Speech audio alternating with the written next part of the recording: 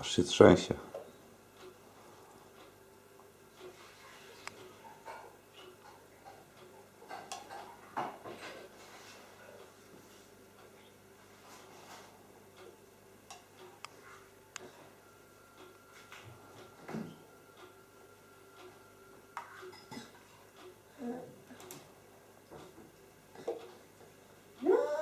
A gdzie jest żółwik?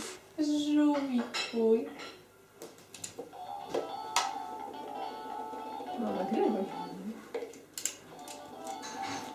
Proszę. Proszę.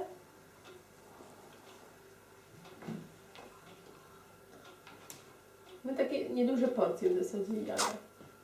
Nieduże porcje. Niedużo, a często. Bardzo zdrowo. Mniej tej kaszki, bo zostawiam. Filmik tata nagrywa. Filmik.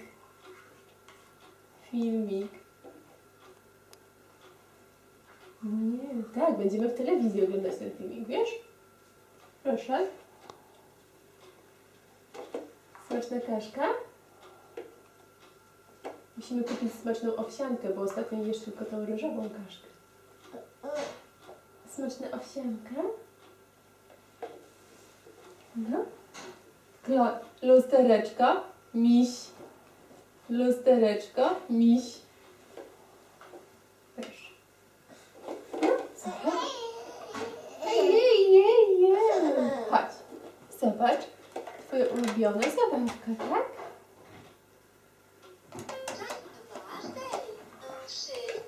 No ale chodź. Gabrysiu, podnieś, tak?